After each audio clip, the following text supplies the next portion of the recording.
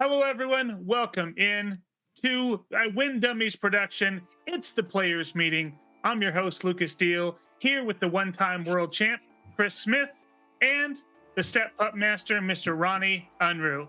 Hey, fellas, how are you? Great. Good, good. We got a pretty exciting show tonight because, as you know, we have a special guest, Mr. 400 win man himself, 402 at this point. Maybe more. Yeah, it could be more after this weekend, but we're going to have Brian Schweberger, Schwebby, here on the show with us. And this is an interview you all are going to want to stay tuned for, so make sure you watch that. But first, we're going to start where we always start. What's poppin'? What's been happening around the world of disc golf? And as you know, it's an off week for a lot of the pros, but some of the pros went to Arkansas because Jonesboro is next, and many played Persimmon Ridge. Smitty, tell me about what happened this weekend. It's kind of taken us back about 8 to 10 years before live coverage. We have to wait till the next day to really see what's going on. But, I mean, we have PDGA live scoring, but I'll tell you what, man, I'm really jealous of those people that are there, mainly for three reasons. Number one, that place looks fun to me. It looks like a pretty killer course. Number two, they're all going to be hanging out with their buddies in the zone of totality tomorrow. How awesome is that going to be, just to kick back and just watch an eclipse with all of your friends and just party? And number three, they don't have to go to work tomorrow, and I do. So that's three main reasons I'm jealous of them. But disc golf wise, I haven't watched any of the ladies' coverage. I don't know if there is any coverage, but looking at scores, it's no surprise who's leading and who actually won it by 5 strokes. Kristen Tatar ran off and left the field. She started off at 3 birdies right off the bat today to extend her lead on Owen and just never surrendered her lead. She ended up shooting 17 down for the tournament. Owen was 5 back at 12 down, and they lapped the field. Maria Oliva brought her disc golf bag, I guess, to Arkansas and decided to play this time. Shot even, followed by Lisa Fajakis, Rebecca Cox, who had a pretty good showing last week, and then the surprise of the event, Kona Star Panis, finished in the top 5. So, you know, maybe she's on the rebound after all the stuff she went through. I'm really rooting for her to make some strides in the positive way. Yeah, she had a good first couple rounds. She kind of had a lackluster final round, but yeah, it's cool to see her in the top 5. I thought it was going to be a little bit closer because Owen and Kristen were tied going into the final round, but yeah, Owen just didn't have it today. I don't know what it was. Birdie to start. Kristen's just good. Yeah, kind of demoralizing potentially. Yeah. Yeah, Kristen's just the best player. You know, ultimately the best player is going to win more often than they're not, and this was, you know, one of those situations. She's one of them chicks, you better bury her early in the tournament, because if you give her a sniff late, you're going to be fighting to hold her back. And that's what made what Annika Sten did so impressive a couple of weeks ago, right? In Houston, went toe to toe with the best player on the planet and fought her off. I did see an interview where they had, it wasn't the real press conference. I think it was GK's version of the press conference, but Kristen wasn't going to play, and Silver talked her into it. And she said as soon as they pulled in the driveway to that place, she was so happy she played. I mean, everybody that talked about it just says it's just beautiful. So might be a place to go visit at some point. I think it's ranked like 3rd best course in the United States right now. Neither of you have played that? I've never been there. Yeah, everybody that's been there. You've been there, yeah, Lucas? I have not, but I have also heard, like, there's a lot of people here in Wichita that have played that course. So It's surprising I haven't either. Yeah. Men's side, we talked about that. It's still going on as we're doing this show. I have watched most of round 1. I watched all of it. I fell asleep last night watching the back 9. And I watched the front 9 of round 2 this morning. And it's pretty cool to see Big Germ on there. So, and also my one of my preseason picks, Paul Kranz, was on the lead card, so I got to watch Paul play a little bit. He's a little dude, man. He's not very big. Yeah, well, I mean, also Big Germ is right there, and Andrew Marweed's with him, and Big Germ's tall, and Andrew is probably 6'3" or 6'4". He was a college he's a basketball big player, dude too. so he's a tall He's a guy. big dude too. But the last time I checked, let me do a little quick check right now. Andrew has about a 3-stroke lead. Well, not about. He does have a 3-stroke lead through the first 6 holes, followed by Raven Newsom. There's a new name to the top 10 this year. Okay. A guy that mixed it up a couple times last year. And then we have our guy Nicholas, Big Germ, both tied for 3rd with Drew Gibson. So, another person who previously made some noise, but we haven't heard much of this year. Ronnie's pick from a couple weeks ago, Vino, is in 6th. Here's a dude that's on tour somehow. We never see him in the money. I don't know how he survives, but Luke Sampson is in 6th. And then I don't know how you say this name, but last name Jensen. My guy Paul Crowns is still in 8th. And then Parker Welk and Silverlap rounding out the top 10. So the one thing that tells me, man, is these guys on Disc Golf Pro Tour, all the people I've mentioned there outside of Andrew Marweed and Nicholas really haven't been at the top of very many of these events, but they're kicking every local pro's butt at an A tier. So kind of the same thing that we're seeing here in Kansas this weekend with the event down in Topeka, the Capital City Classic, that one person that plays on the Pro Tour swings in, Kevin Kiefer, and just flat kicked the socks off of everybody there. And Lucas was there to see that in person and capture video of it. So I'm guessing I'm looking forward to watching that dude commentary next week or whatever. So what'd you think of that, Lucas? Yeah, that dude is just so smooth. And one thing I will say just about him in general as a person, like, he is very, very encouraging to his card mates. I just love that out of someone. It's just nice to see. And so he was super chill, cool all weekend long. But yeah, he absolutely shredded. I think he had close to a 1060 rated round. I don't even know if he was happy with it. He holds himself to pretty high standards. Man, it was cool to see. He actually didn't necessarily want to be there. He just didn't get into Persimmon Ridge. He just didn't get in time. And so it was full. So he chose to come to Topeka, but he liked it enough that he said, I might make this trip yearly. So he really did enjoy the course. And apparently he went to the Topeka Zoo and thought it was good. It's not terrible. I lived in Topeka for about 18 months when I moved up there for work. And first of all, the Topeka Zoo isn't terrible for a small town zoo. It's actually not too bad.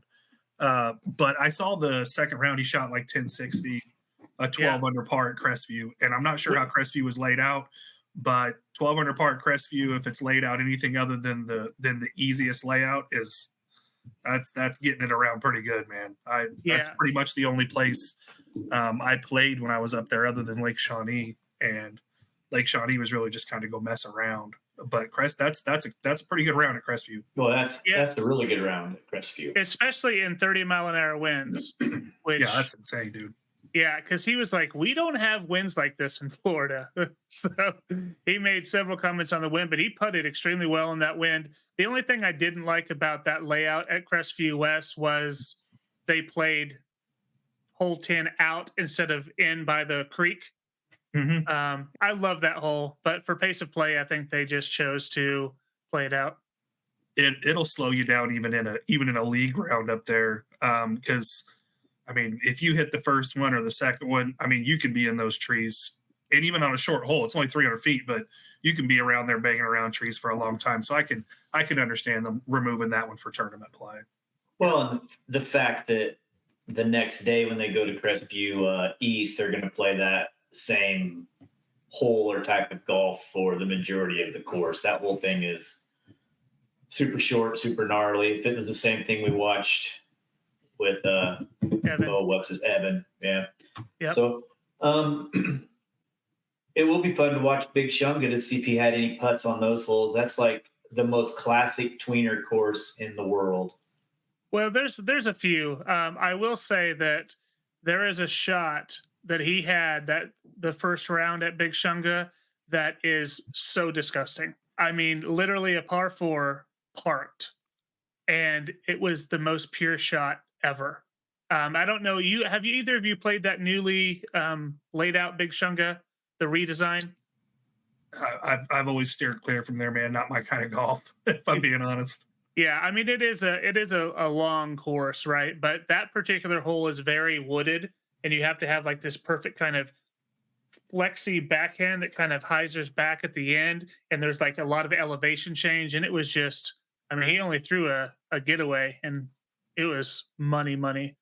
Well, Yeah. those guys that throw the getaway love it. Dixon Jowers throws that thing all over the place. That's I think his long distance thrower. Really? So Okay. But yeah, it was a good time. I can't wait to get that all edited up, and it's cool to have a touring pro come play an event. I mean, it was only a B tier, but still cool to get to see him play with people that we see all the time. You know what I mean? Mm-hmm. he'll probably use this as an opportunity to hit Emporia on his way back to Jonesboro. I'm guessing to get a couple practice rounds in there for the TDO coming up in a few weeks. Yeah, I think he was in Emporia earlier in the week. Well, it's only 45 minutes, so yeah. So he may hit it again, but yeah, good time all around. But that's it for what's popping. I'm just itching to get into this interview with Schwebby. So let's go ahead and jump into this, and let's learn all about Brian Schweberger, Schwebby, and how he's gotten to 400 plus wins in his career. Tonight's guest hails from North Carolina, a member of the PDGA since 1997, and in that time, he has played 860 events. That's roughly 32 events every single year. Recently, he just eclipsed the 400 win mark and is already at 401. That's a 47% career win rate. 95% of this time, this dude cashes at an event. Ladies and gentlemen, Brian Schweberger. Schwebby, thanks so much for taking the time and being here with us. Well, thanks for having me. Absolutely. Yeah, appreciate it. So, in that, what'd you say, 30 some per year? That's kind of misleading because that's some early years of probably teens and 20s because Brian played 53 last year. Yeah. So, do you play any events that aren't PDGA sanctioned? A couple. Last year I played the Too Many Days of May, which is at the Grange, what's it known as the Blockhouse now, and we've got the Dark Side and Sunny Side, where the first 1100 rated round was played at, and the Tupelo Bay tournament in December. It's on a ball golf course. Yeah, that's the only two I played last year. Do you still play that one? I don't remember where it was. I've seen video coverage from it a couple different times. That urban golf tournament. Where was that one at? That was that's still going on. It's in Cary, North Carolina. I haven't played it in 2 or 3 years, but yeah, it's still going on, still going strong. It fills up in like less than a minute every year, and if you don't know that the registration's opening, you're not getting Dang. The whole tournament's urban, huh? Yeah, it's played throughout a parking deck, through some parking lots, along a couple side streets. But yeah, it's a lot of fun, man. It's a lot of fun. That's cool. I'll find that one on YouTube, and we'll put it in the comments down here if people want to check it out. That's a cool tournament to watch, and I think I've watched Schwebby play that one a time or two, and it was a lot of fun to watch. I think 2015 was a really good one. It was a really good year for it. All right, yeah, we'll definitely put that in there. So if you have 401 wins now, and you've played some unsanctioned tournaments, how many career wins do you really think you have? Are you pushing 500? I would probably say between 450 and 475. Dang, just nuts. Yeah. We actually, I mean, back in the early 2000s, there weren't as many PDGA events to play, so you had to play local unsanctioned monthly or something just to get some tournament experience in. Yeah, we found conflicting information too. The PDJ claims you to be at 401, but Statmando claims you to be at 403. Yeah, I think it's good. I think they put in some of the doubles in the Oh, PDJ okay. doesn't. Yeah, I think, Gotcha. and I think I have like 3 or 4 PDGA doubles wins, Okay. and so that number is probably not correct either on Statmando's side of it. It's because I've got 3 or 4 wins and doubles. And the PDJ doesn't recognize a doubles win. No, not for singles stats. No. You playing doubles at Worlds this year? I hope you're coming to Emporia to see us. I haven't just got the email today. Chris probably did too. Got the invite. I'm planning on being there. I'm going to drive out there probably a week beforehand. What's this other course we're playing? We're playing the Champions one. That's the regular Emporia Country Club, I'm guessing. And that's then the country club. What's Kanza? Oh, Kanza View. Kansas View. Kanza View? Yeah, that's the other course we're playing. Are we really going to? Is that Council Grove?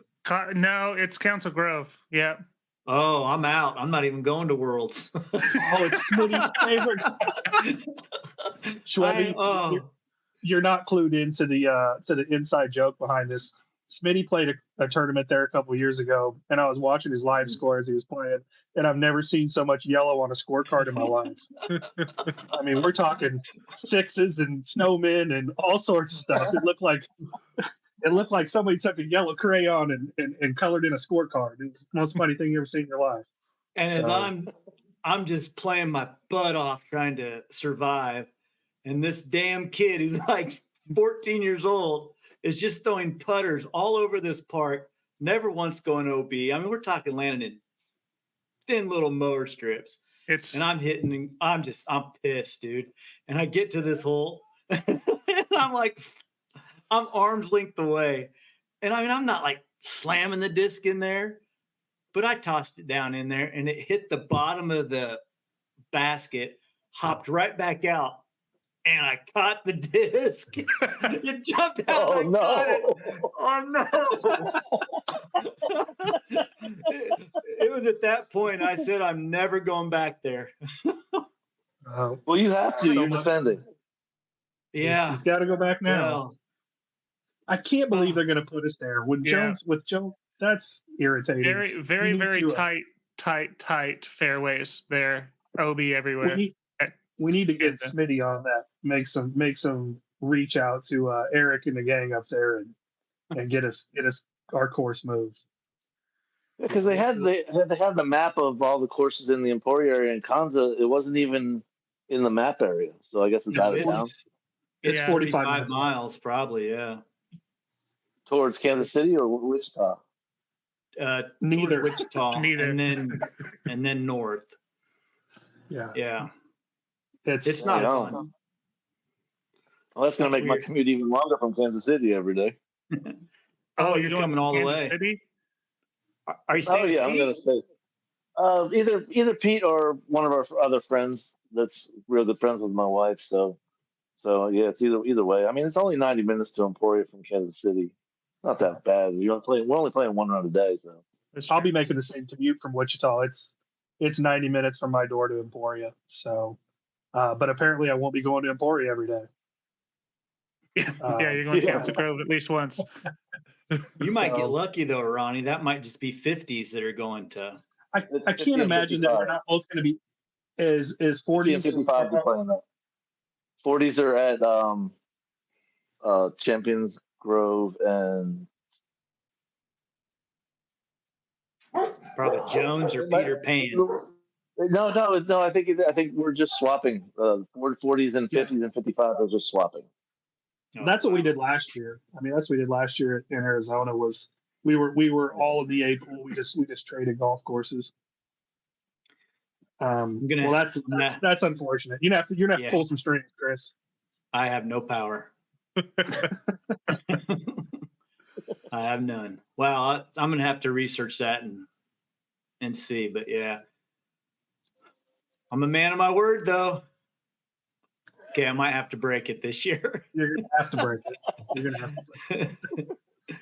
Well, we got Hey, we got a little off track there because this was very important to know that Smitty's going to really struggle this year at Worlds.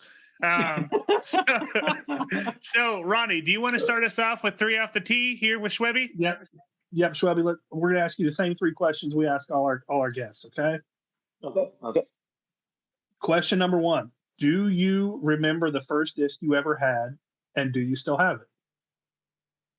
I don't still have it. It was a white DX Shark black stamp, original Shark stamp, Ontario mold. Pretty much the reason that I still have Sharks in my bag to this day. It's just a great disc and flies very similar to a rock, just beats up a lot faster to get to that turnover stage, and it just takes me freaking 3 to 4 years to beat up a DX rocket turnover. So a Shark only takes maybe 10 or 15 tree hits, and it's good to go. Got it. Love it. Sharks good frisbee. Yes, it is. Question number 2. So you get a dream card. You and 4 people, any 4 people, living, dead, anybody you choose for your dream fivesome. Who's the 4 people you taking with you? Al Shack. Stan McDaniel. Joey Mela. Let's see, that's tough.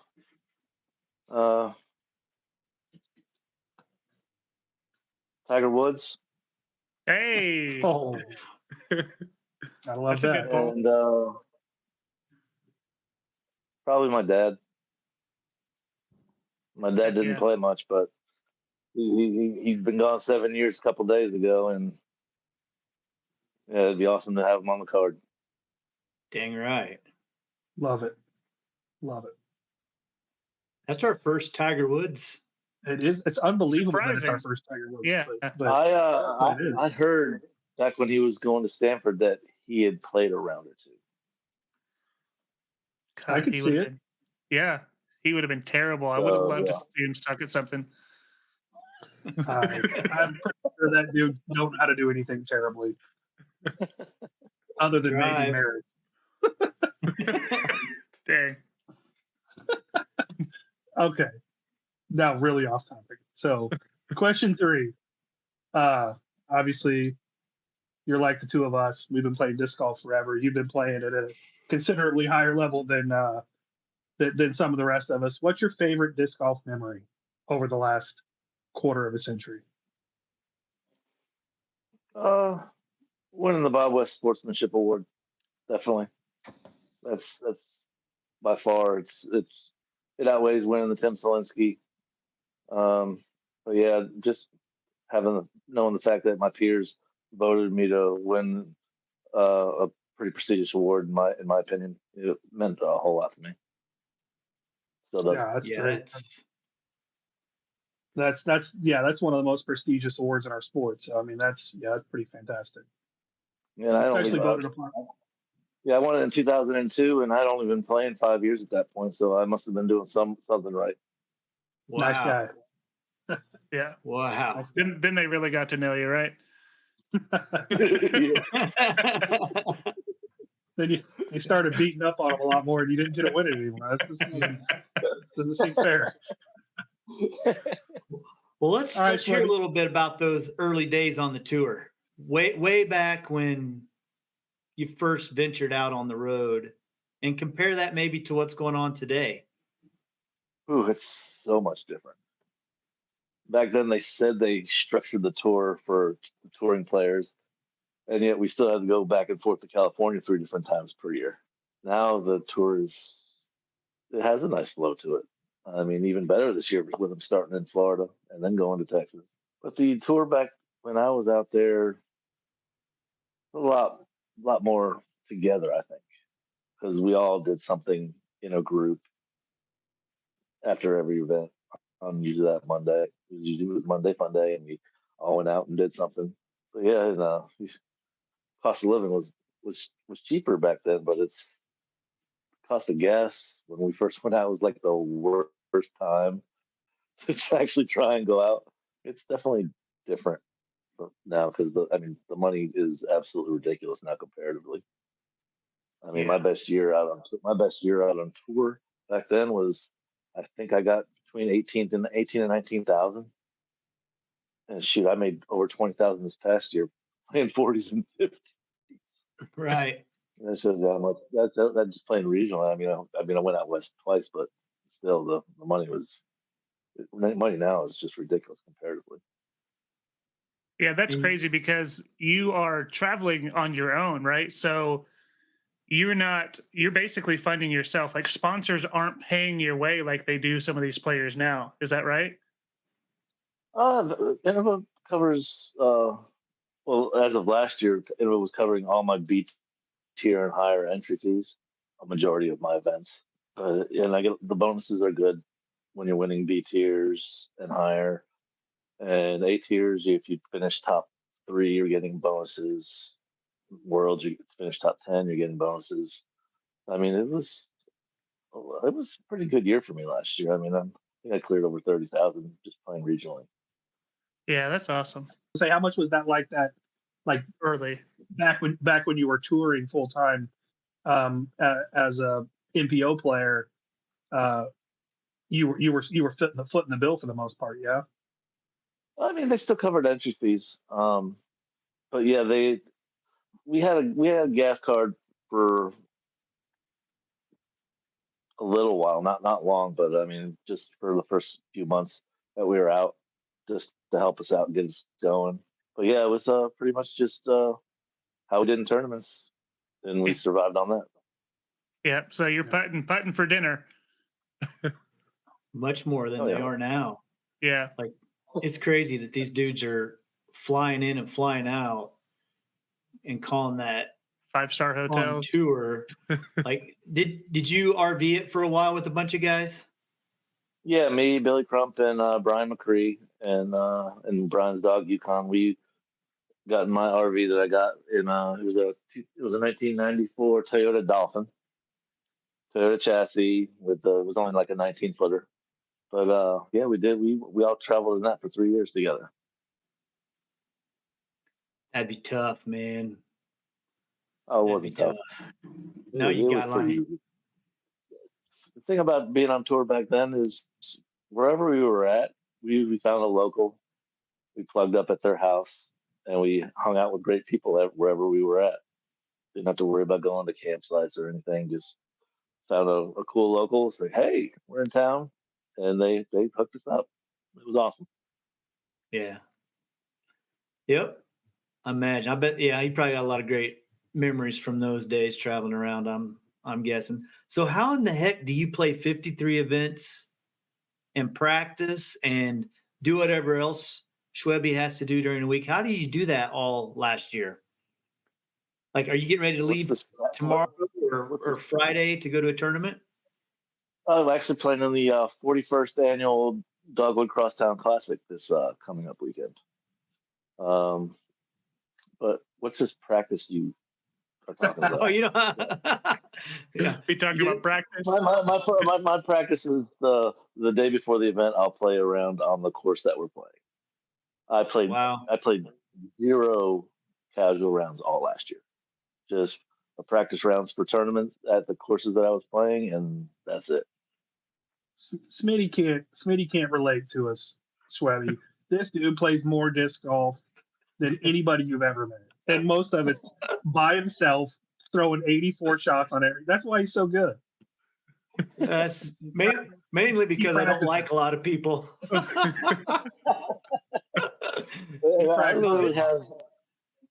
I've got 2 practice baskets in my backyard, 28 feet apart, and I spent less than an hour out there all of last year. Wow. It's tough to because I play so many events. I'm trying not to risk burnout, and I even as little as I play other than tournaments. I mean, I still got burned out in I think May or June. I was 1 round into the tournament and walked off the course, told the TD I'm dropping out because if I'm not having fun, I'm not playing. I play for fun and the competition, and if I'm not having fun, I don't want to play. So I just walked off the course and went home. Ronnie also never practices. Ever. So I don't know. If I take 3 days off, man, I have to reteach myself how to not trip on the tee pad. So I have to be out there. I'm with you, Schwebby. If it's not a league round or a tournament round, I didn't play it. Most likely, That's true. I just don't. And I wish I could. I just don't have that. It's for the same reason as you. I don't have a whole lot of fun when I'm out there by myself, and I'm just trying to practice, and it becomes tedious and a lot like a job. And I've already got a 50-hour one of those during the week. If I'm out there playing disc golf, I'm out there to have fun doing it, and I still want to be competitive. I still want to play well, but it just, when I'm out there practicing, it just feels too much like work. Oh yeah, I mean Monday, Tuesday, Wednesday, I deliver pizzas for Domino's. I'm opening driver. Been doing that for 17 years. I'm working till 3 o'clock, and I'm off. And I just come home, relax, make sure my dog's doing good. She's 16 years old, and Dang. still acts like a puppy. I may have to rethink my life a little bit. So, all right. So you're known for this thumber, right?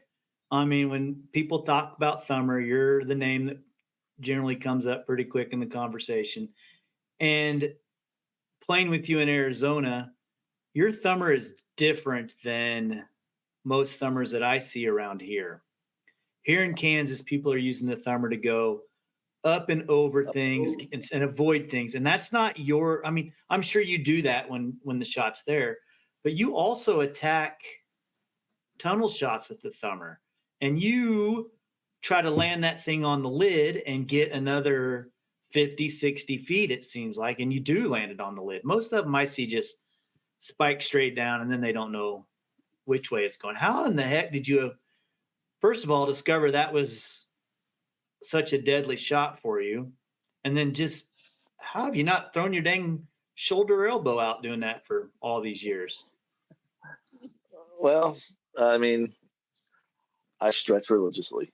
I mean, it's very important. I mean, if you ever before I throw any discs, I'm stretching my arm, both arms. I don't even use my left arm, but I stretch my left and right out equally, and I'm doing that for usually 10 to 12 minutes before I even attempt to throw a disc. And I'll use a towel and do my throwing motion with the towel, like you see all these people doing with the towel attached to the disc piece. I've been doing with just the corner of the towel for forever. I learned that from Todd Branch from the Winnie Crew way back in the day. He did that. I said, hey, that's a really good idea. I don't have to actually throw discs and go get them just to warm my arm up. I can just warm up using the towel and all that. So been doing that. But I mean, I played baseball. I was a pitcher. I mean, I played Division I tennis in college. Played a lot of volleyball. So knock on wood, my shoulder is amazing. I've never had any kind of issues with it. But I mean, I don't really throw a lot of overhands. They're all shot specific when I need something to be in the middle of the fairway, or I'm in a really bad spot trying to escape get back into the fairway. Learned it. So Billy Crump throw one years ago, and I said, "Wow, that's interesting." So I just started messing with it. It was just a natural motion for me. I mean, I'd already been throwing backhand for like three years before I even seen anybody throw a thumber before. I don't even practice them in practice rounds. If I know I have to throw one in a tournament round, I'm probably not throwing it in practice because I know what it has to do, and I can throw most of my overhands with my eyes shut. Okay. Multiple discs. Any disc in your They're bag? they're all Firebirds, just different levels of beat up. Mm-hmm. Well, it's a weapon. It's a cool weapon. Yeah, it's crazy. And Ronnie is super jealous right now hearing about your shoulder. As soon as Worlds is over, I got to get this sucker cut on. So Oh man, I'm actually going tomorrow. It's funny you should mention. I'm actually going to the specialist tomorrow. Hopefully, get some cortisone to get me through the summer and get this thing taken care of. Well, I'm sure they probably already told you that like 80% of most shoulder surgeries are not successful.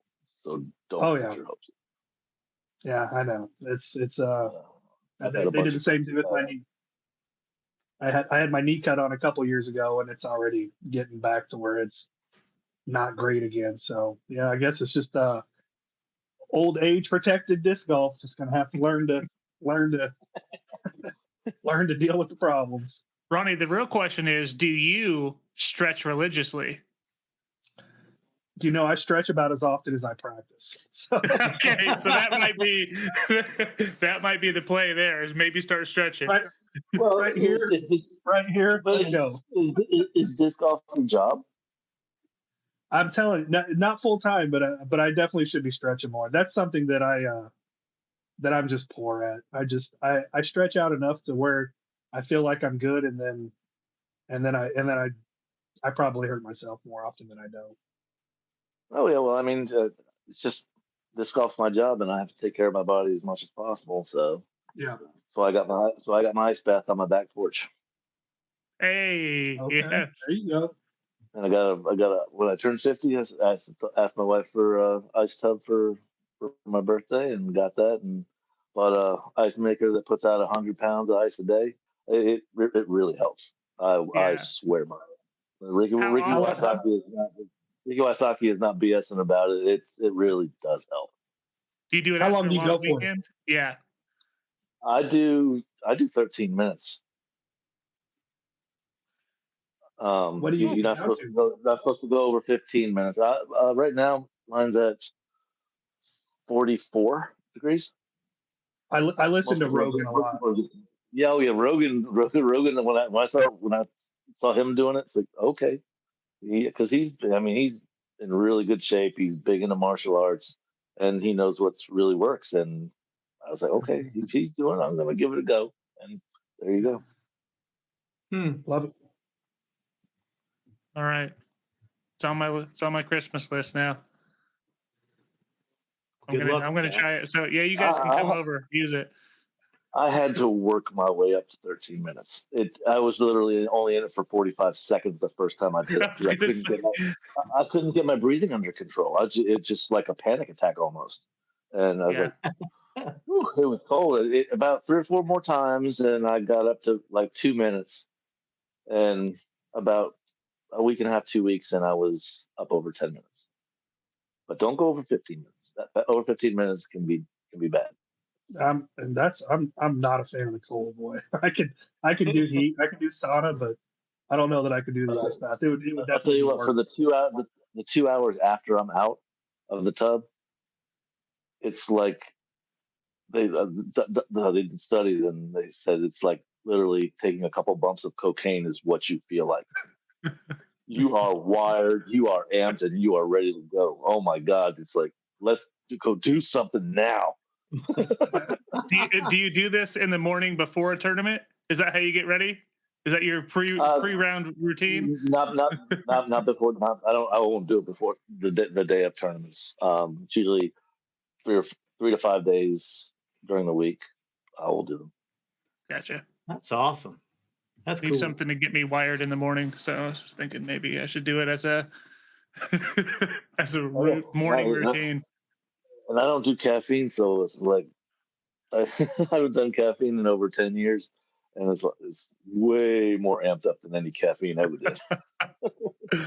That's nuts. As far as great courses go, Yeah, according to Brian 860 Schweberger, events. you played a lot of them. If you had to, well, that's true. You probably played some of them 10, 12, 13 times, I guess. If you had to pick a course that was like an awesome course that everybody should go to, that you've hit on the tour or just whenever, what would be a Brian Schweberger top dog course? The course where I won my 400th event at Hawk Hollow, private course. I was going to call up John Bisco and go out there. It's on a farm. Lots of nice elevation changes. I mean, the first hole's literally like 430 feet, and you can reach it with a putter. But the second hole's back up the hill, and it's only like 270 feet, and it's everything you got in your arm to try and get there, and you're still going to come up short. But yeah, it's got such a great mix of shots on the property. If you want to see it, you can look at the U.S. Women's Disc Golf Championships. The Kristen Tatar's first year she won it. It's in the Fredericksburg, Virginia area. But yeah, just a amazing piece of property. It's number 2 on my list for all-time courses. Number 1's only 45 minutes for me. Another private course, Unity Farm. It's not in the directory, but if you know the right people, you get to play it. And man, what an awesome course it is. You're just bragging now. Speaking of the directory, it's got all turf pads, and they're all 10 by 16, all turf pads. Whoa. They're Wow. just massive, amazing tees. I mean, tee pads are the most important part of the course. So if you don't have the proper place to tee off from, how are you supposed to execute your shot and perform the best on the course? I couldn't agree more. You kind of showed your age there for a second when you called it the directory, and guys like me and Smitty remember all that, but we remember having the PDGA book and not a U-disc to tell us where all the courses are. I think the last couple directories were like yellow, where one was yellow and one was gray. I think the last 2 that they put out. Yeah, man. That first time I got one of those, I was like, "This is the most amazing thing ever." You make one of those now, and it's going to be outdated in a week, man. As much as courses pop up. Yeah, I think I might be in like 400 courses played ever range. It's not a lot considering how long I've been playing. Yeah, that is shocking. That's surprising. Yeah. Like I said, I don't play casual rounds. Yeah. When I'm traveling, I don't stop at courses on the way. I'm traveling, and I go to the next where I'm supposed to be. Get there and get it done, huh? Yep. It's got to make that money. Yeah, the fact that I make money is just a bonus. There you go. That's true. I was playing disc golf for the money. I looked a long time ago. Luckily, I think most of us are in that boat. Speaking of tournaments, what's your favorite event around either your part of the country or nationwide or something like that when you're back on the tour? What was one that you just couldn't miss? I still don't miss it. USDGC. Yeah, it's an amazing venue. I played in 17 or 18 of them, and I've been caddying for Coriolis for the last 3 or 4 years. But I've been to them all. Even the one year where it was what do you call it? Where it was the performance-based event. Performance. And I caddied for a buddy of mine, and he finished top 10. So that was cool. But yeah, I'll go to that event every year. It's so worth to go. Yeah, it's just amazing, and it keeps getting better and better.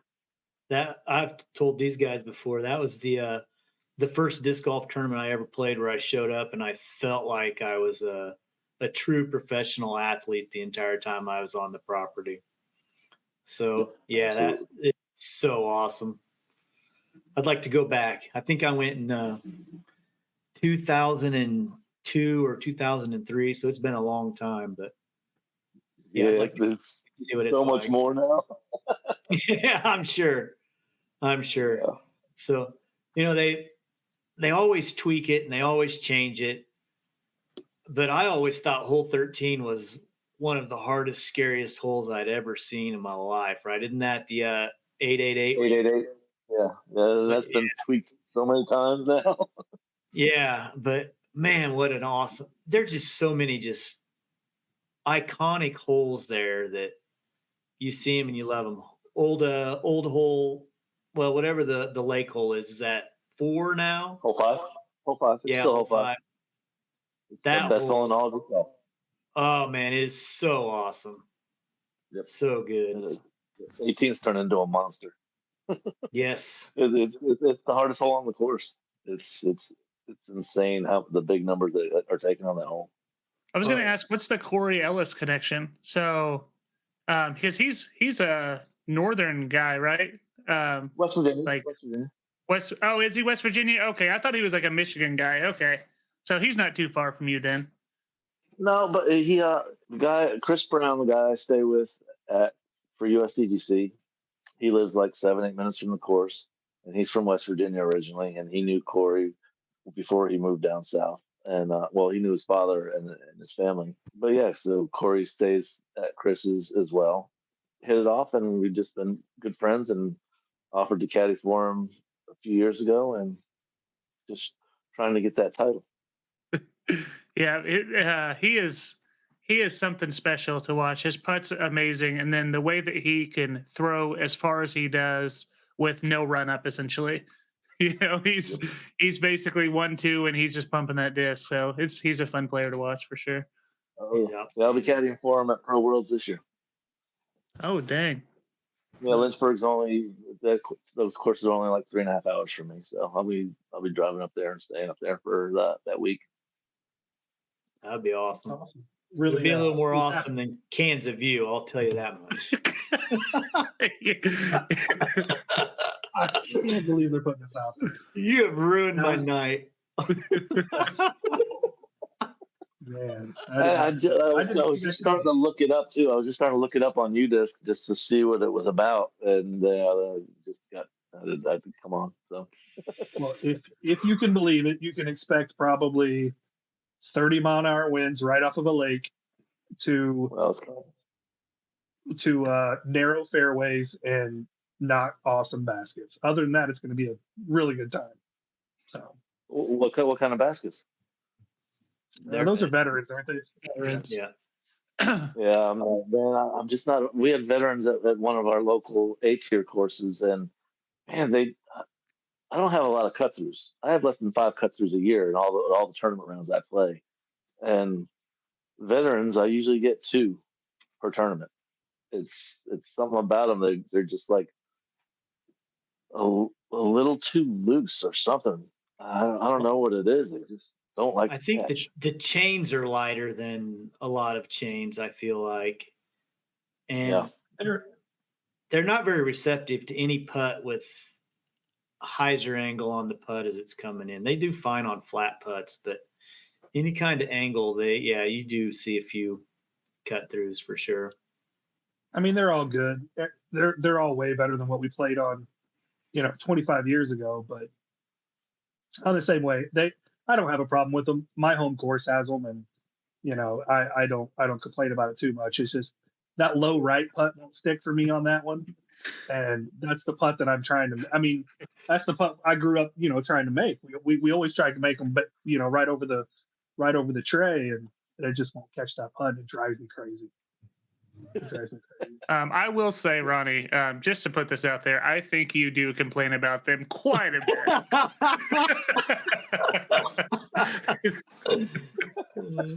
That is a true story. Fair enough. I'm not a fan. All right, so let's talk about this. 400 wins, 401. Yep. That's a ton of wins, man. That is a lot of wins. I'm at 81.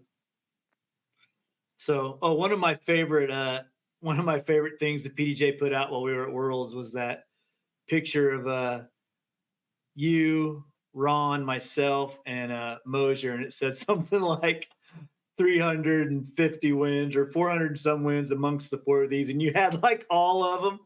I thought that was great. So, but I got some kudos there on that. But anyhow, 400 wins is a lot. It's an incredible number. It's not the record. It's not the PGA record. It is for pro. There's this guy in Texas, Fred Needham.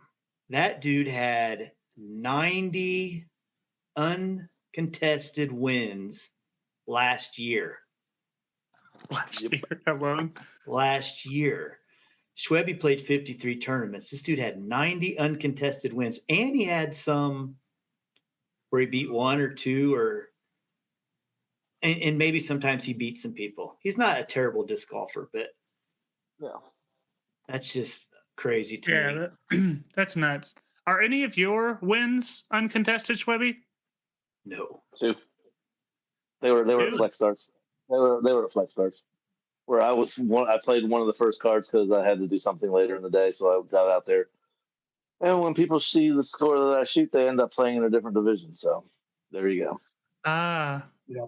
yeah, that makes sense. Yeah. How do you go about choosing division? Because you can play 3 different divisions. Well, I usually try to play with people my own age. It's more fun to me. I've played so many open events in my life. I've just got kind of burned out doing that kind of a grind. So if I can just, I'm thinking about playing a few more open events this year. Some bigger ones, but we'll see. Just depends on how I'm feeling when I get up there that weekend. That's kind of how Ronnie and I are. We'll look and weigh our options on if we win in Masters or 50. How does that compare to maybe second or third, possibly in Open?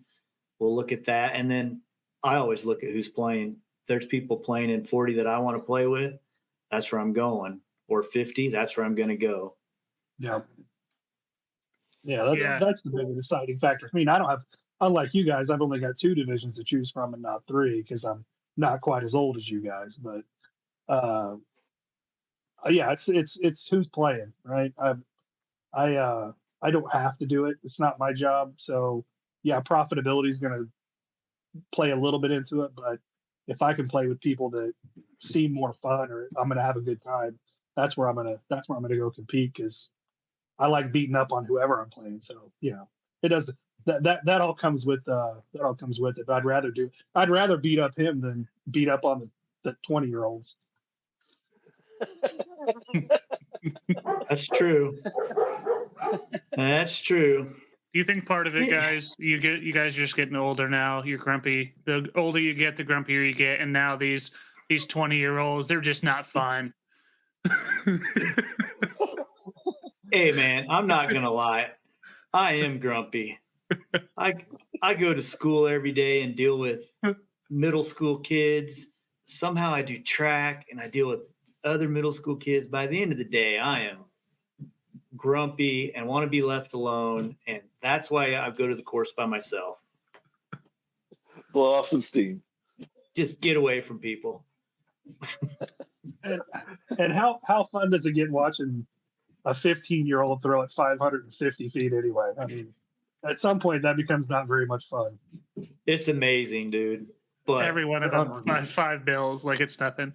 I think that's one of the biggest changes in disc golf is that all these people throw so dang far, putt so well, everybody sidearms. It's just, I think my very first tournament I went to, Schwebby, I showed up to hole 1 and I was a flicker because the best guy in my town flicked. Yeah. And I got up there and I was third on the box and the first guy backhanded. I'm like, that's weird. And the second guy backhands and I'm like, oh crap, man, I'm in trouble. So at that point I stopped flicking and threw a backhand. I'm like, I guess this is how we do it. I could backhand as well, but not as good. And I just quit doing it. And then all of a sudden I'm like, why would you quit that? What an awesome skill to never have to turn a disc to the right. So after about a 5-year hiatus, I started doing both religiously again. Yeah, Schwebby, do you have a forehand? Do you throw a lot of forehands? No, I don't throw sidearm anymore. Not since 2015 when I broke a bone in my throwing hand. Okay, so does your thumber The thumber replaces kind of act as one? 90% of Okay, it replaces it. Yeah. I thought so.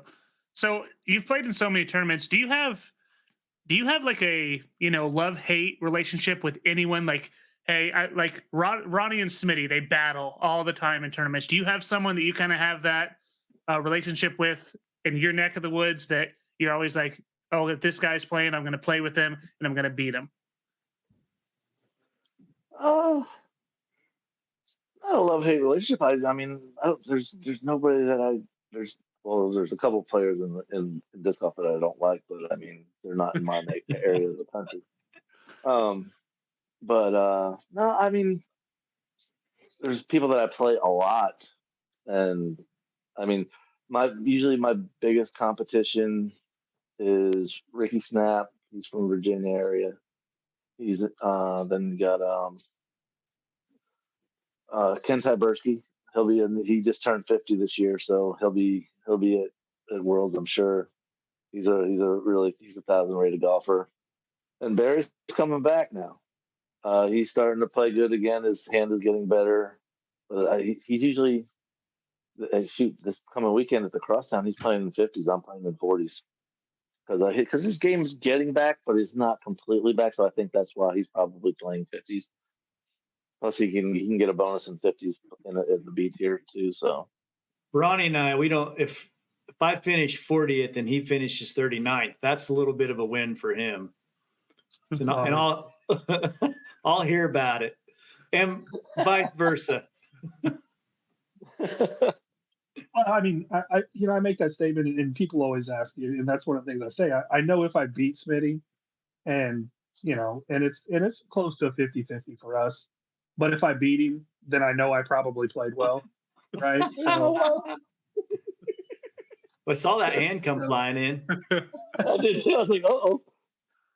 How's it going? Hey. Oh yeah. But yeah, Right that's just on. it. I mean, I know that if I beat you, I probably played well, and and it's fun to beat you. So I feel every weekend, no matter who I'm playing.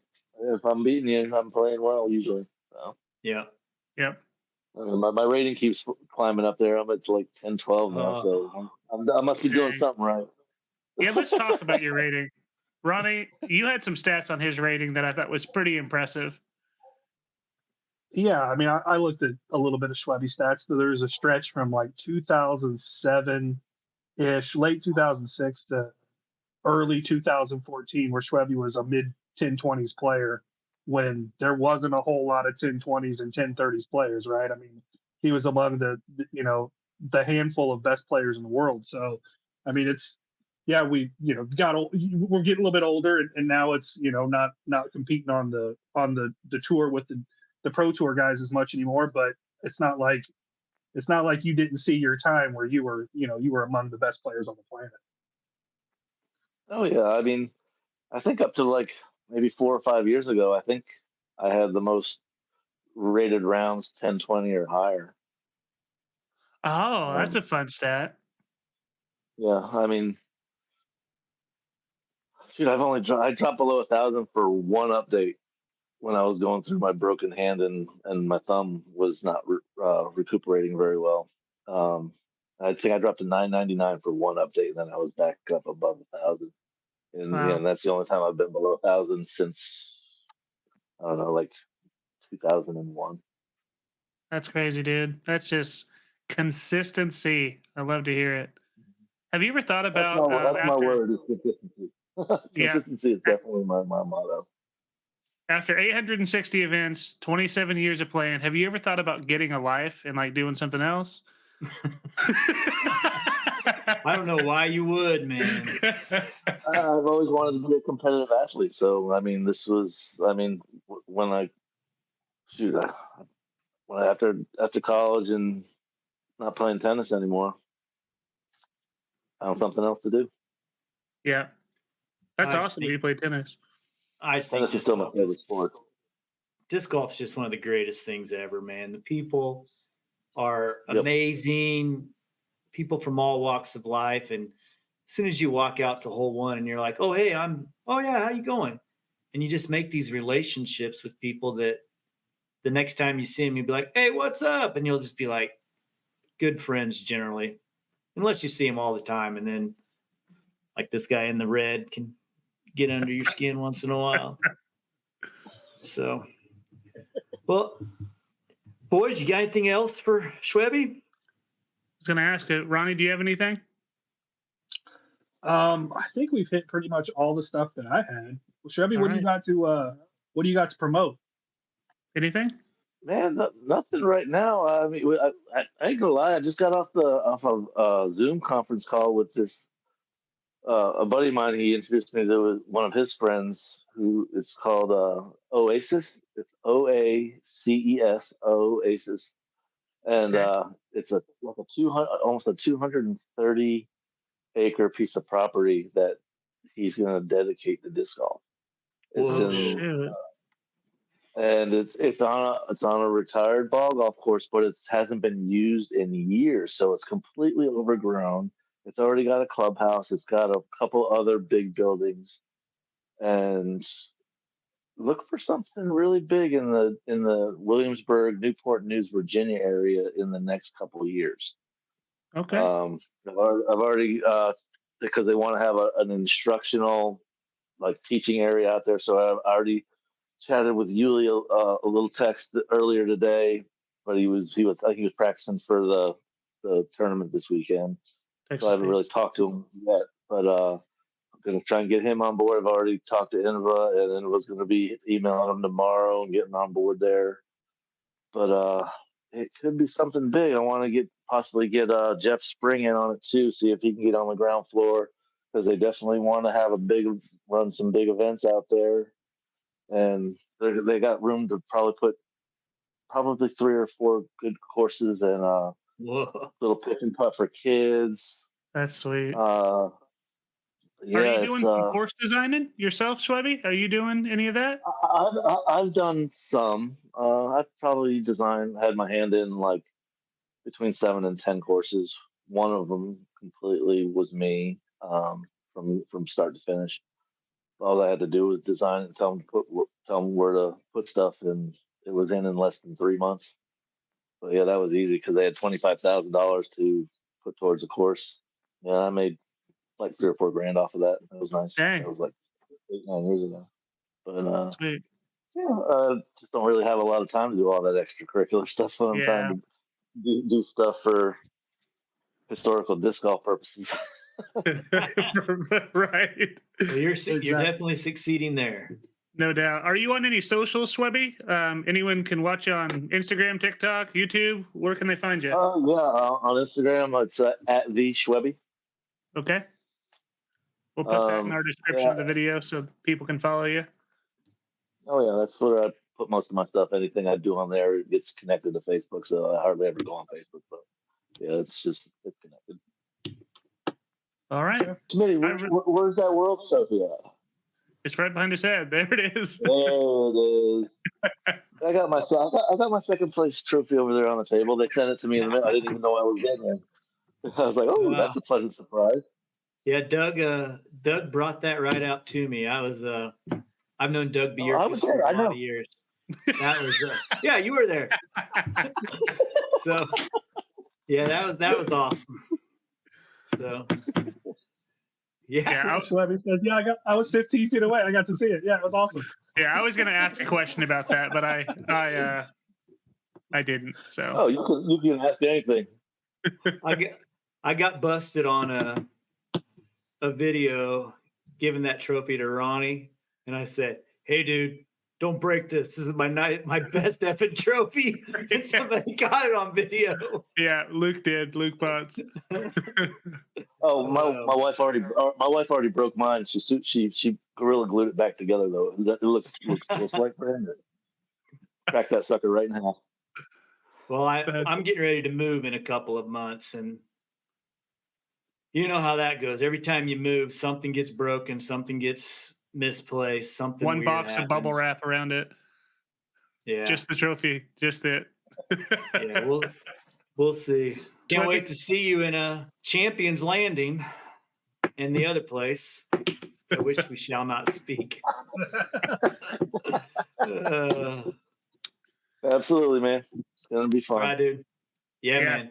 Thanks again, man. Thanks for hanging out. Good luck the rest of the year. Can't wait to see your win total keep going up every week. I appreciate that, man. Trying. Right on. The grind never ends. Thanks for joining us, buddy. There you go. All right. Take care. Later. All right. And now it's time for weekly picks. So we're about to see Jonesboro happen this coming week. So we need to make our picks, our shine, our sleeper, and our stink. And we all know how good I am at this. So should I just start us off? I'm just saying I'm going 3 greens this week, baby. I feel pretty good too. Not gonna lie. Shit. So Well, start us off there, pick boy. okay. All right, here we go. I'm gonna start with a shine. And you know who I Cupcake. think's gonna shine? Oh, dang it. I should have picked him, but I didn't.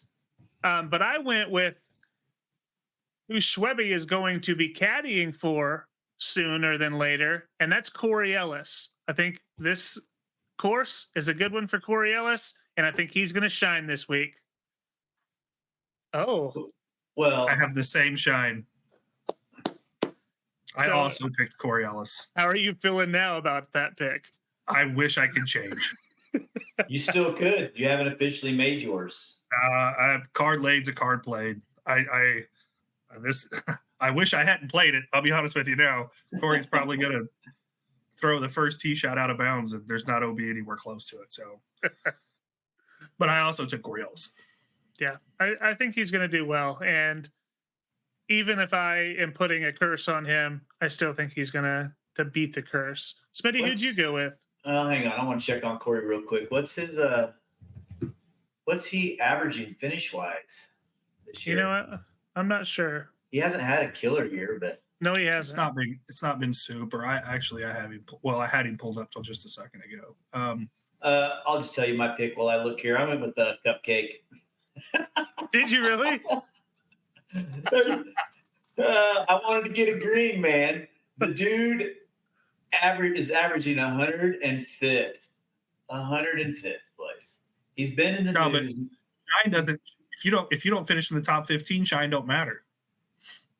It's not against the sleeper. Is against your. Oh, is wait against- a minute. Wait a minute. Boop, boop, boop, boop, boop, boop.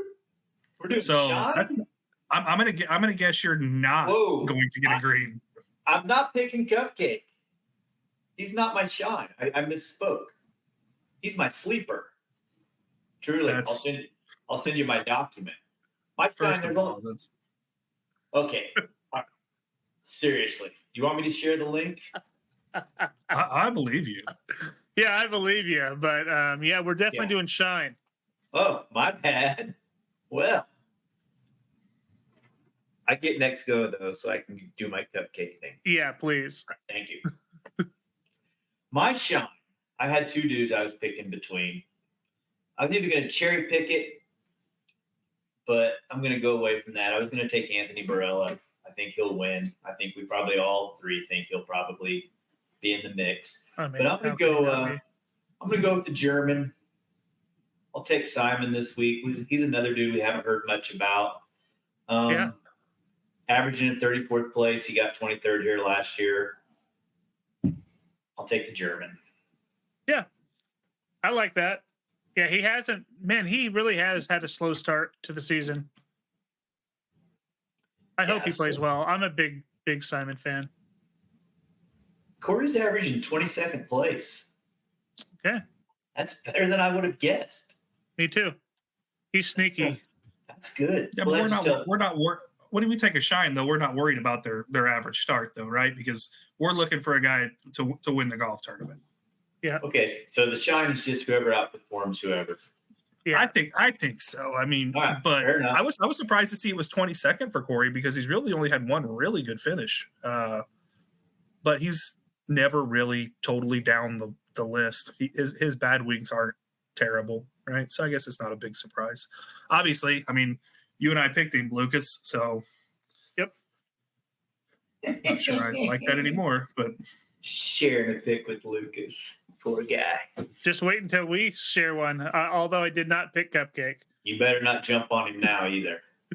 I was with you though. I mean, AB seemed like the easy pick to make. I haven't used him yet this year, so Yeah. But yeah, right. You have- I still had him you- available. You have about 150 reasons to pick him this week, I think. It seems like a good track A for him. little Although bit. his his average finish there isn't as good as you might think. Who cares, right? Right. I don't care at this point. This year, Not the way he's going now. It doesn't matter. Yeah, I agree with that. This is capital A, capital B. Fair. There we go. Mm-hmm. All right. Well, you've started the sleeper off. You're gonna go with Cupcake, right? Yeah, dude. It's kind of cheating the system a little bit, but we're gonna let it slide. Hey, averaging 105th. He can throw it a mile. This course is long. I'm gonna better say hope he shows up. I know. And yeah, hopefully he makes all of his tee times and gets his round in before he goes and caddies for Anthony. But I'll take him 105th. All right. Well, that's like I said, that's a little bit cheating the system. My sleeper is someone that hasn't had a great start either, but someone I think that could compete this week. I'm taking Drew Gibson. Yep, I like it, and he's playing decent at Persimmon Ridge, so that's fun. But Smitty, your pick, I just don't. I mean, I think he's going to get like 100th place, and you're only going to get 5 spots. Like, I don't see him playing well. I'll tell you who mine is. Mr. Lone Star himself, Robert Burridge. He had a good showing last week, and I think he's going to ride off that momentum. I think momentum is truly a thing in disc golf, and so he has played this tournament decently in the past. So we'll see if how he does. What is his average finish, though? I don't look that stuff up. Maybe you should start. Well, I don't try to cheat the system. I'll say he was someone that this is really scary. Someone that I actually looked at was Robert Burridge. Momentum is great, yeah, but momentum's only as good as your next made putt. So that's true too. I don't know how much I really buy into that too much. Accidental good pick, 56th. Well, I knew he hadn't been hot, so I knew that at least. But I think he can play well. Cupcake might have beat him. He has 108th place at a finish. I spell a bet. No thanks. I don't do this anymore. Coward. I owe too many people things. Smart. All right. So I'm the one left with the stink. Yep. I might say I'm going to go against your momentum thing right here. I'm going to go with the guy who's had a really good start to 2024, but someone that I don't think the course fits real well. We got the same guy.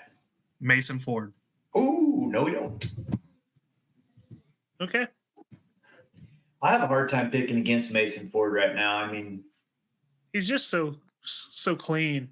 The course might not fit him, but man, he's got a lot of shots. I don't know that clean helps you here, though, right? There's not a whole lot of out of bounds to be found.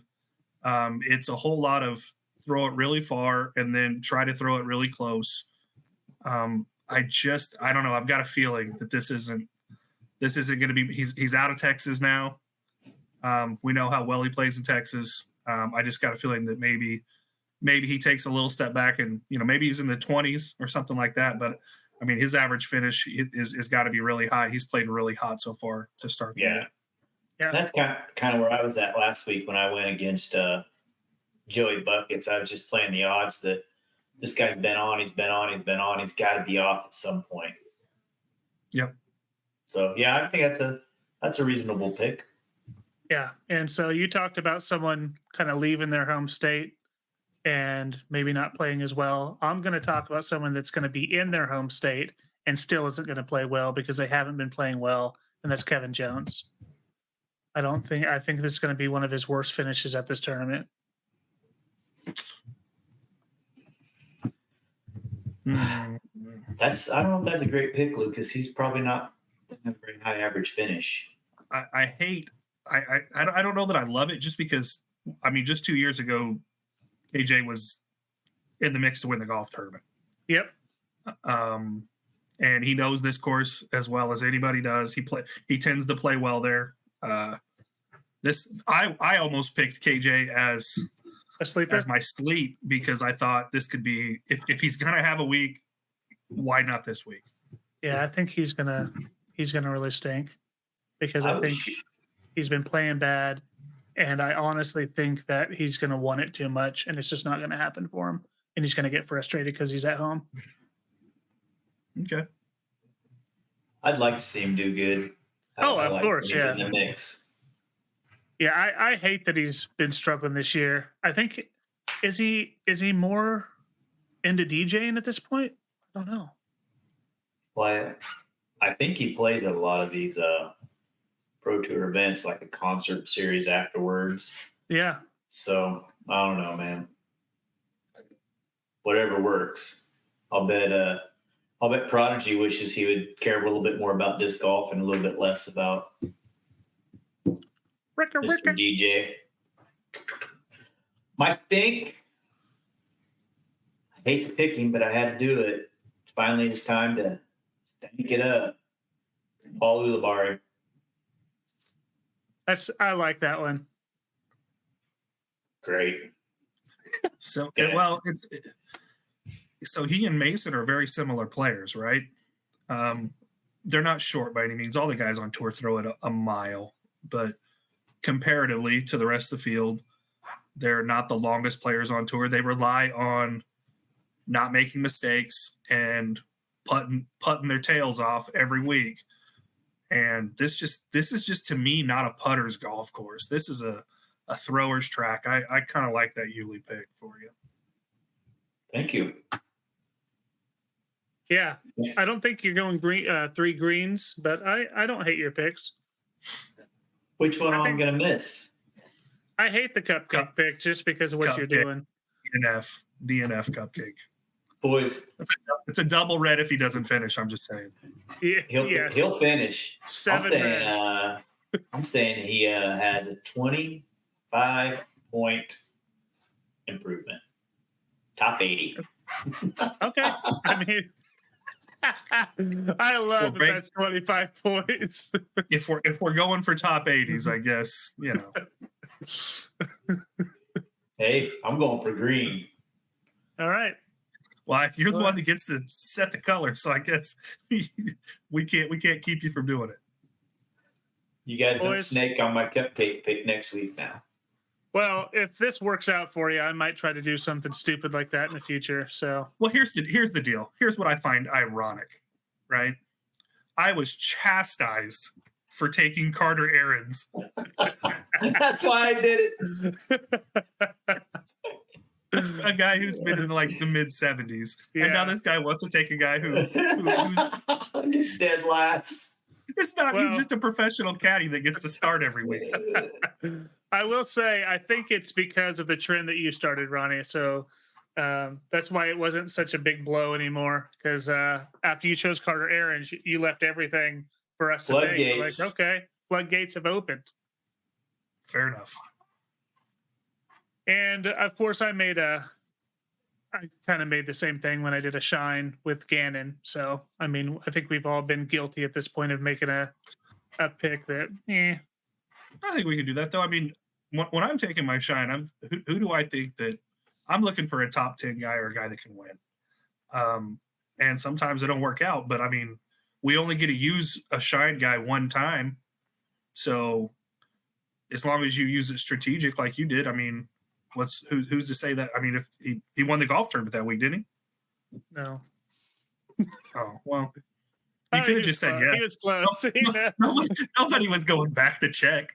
Well, I know in my heart that he didn't win, and I really thought he would. So I think it's time, boys. Smitty, I know this isn't really for you, but Ronnie is still in the running for this Survivor League. Him and Patsy battling it out. I was at Flights League on Thursday, and Ronnie was trying to like make some deals under the table, but Patsy wasn't going for it.